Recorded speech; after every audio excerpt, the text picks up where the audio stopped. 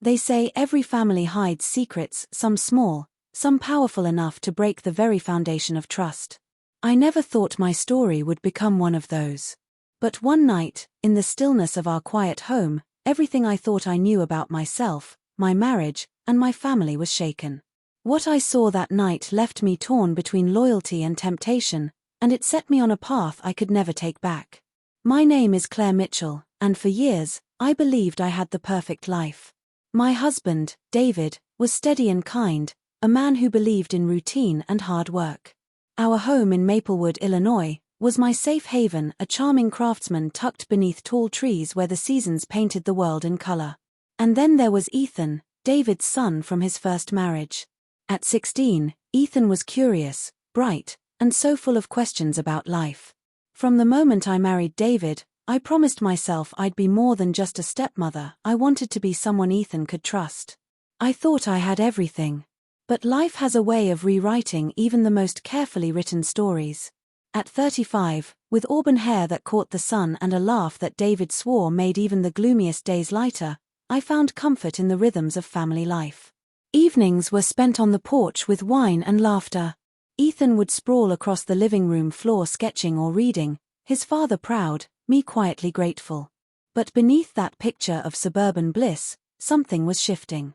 It was a sweltering August night when I felt the first crack in our perfect world. The heat pressed against me like a weight, the air too heavy for sleep. I slipped out of bed, silk gown whispering against my legs, and wandered the hall for a glass of water. The house was silent, save for the creak of the old floorboards. That's when I noticed Ethan's door, slightly ajar, a stripe of silver moonlight cutting across the room. And what I saw froze me. There he stood, holding something that didn't belong in his hands, my black lace lingerie, a delicate gift from David. Ethan's long fingers traced the fabric slowly, almost reverently, his expression unreadable. My breath caught, my pulse hammering. Shock mingled with something else, something I didn't want to name. For a moment, time stopped.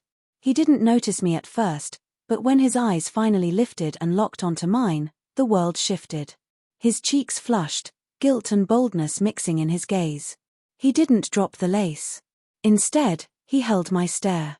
And in that silent moment, a new current pulled between us, confusion, forbidden desire, and an unspoken question neither of us could put into words.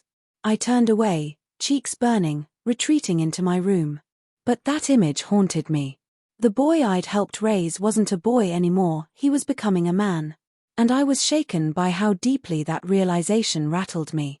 In the days that followed, avoidance became our dance. I caught myself studying Ethan in ways I hadn't before.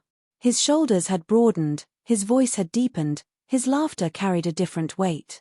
He was no longer just David's son, he was becoming someone else entirely, someone I wasn't sure I knew how to face. One morning, the weight of it all became too much to carry in silence. The sun streamed into the kitchen as Ethan sat at the counter, damp hair from his shower, spoon tapping against a cereal bowl. My hands trembled as I set my mug down. "Ethan," I said softly, "we need to talk about the other night." His spoon froze midair. His shoulders stiffened before he dared meet my eyes. "I know," he whispered, voice tight. "I don't know what's wrong with me. I couldn't sleep after. I don't know what to do with these feelings." My heart broke and raced all at once.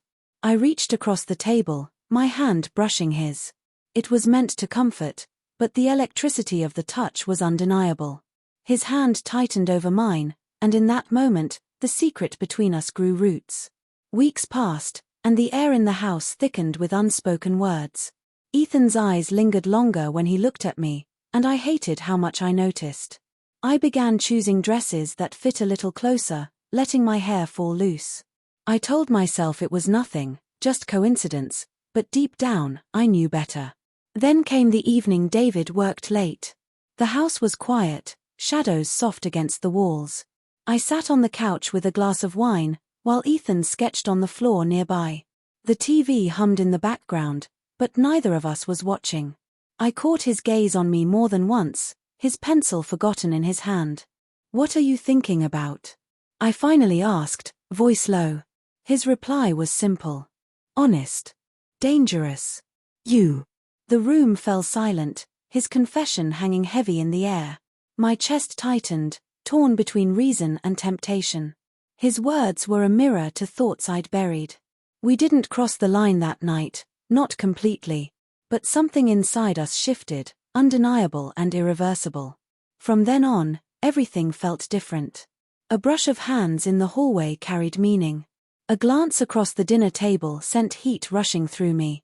The more I tried to fight it, the stronger it became. I hated myself for betraying David in thought alone, but the pull of Ethan was unlike anything I'd ever felt before. One rainy afternoon, I walked into Ethan's room and found his sketchbook open. The page stopped me cold. It was me. My face, my figure, drawn with care and tenderness. I whispered, "You see me." He looked up, eyes steady, voice sure. "I always have." I can't tell you the exact moment I gave in completely. Maybe it was that night when the stars seemed brighter than ever, when David was away and the house felt like it belonged to only Ethan and me. Maybe it was long before that, in the first moment our eyes held across the hallway. All I know is that once we crossed that invisible line, there was no going back. Even now, as I sit here sharing this, I know our story is dangerous. It's the story of a secret that grew too strong to stay hidden, of boundaries blurred by longing. Some will judge me. Some will never understand. But to those listening, you know what it feels like to want something so deeply that it shakes the core of who you thought you were. This isn't just about betrayal. It's about discovering a part of myself I didn't know existed.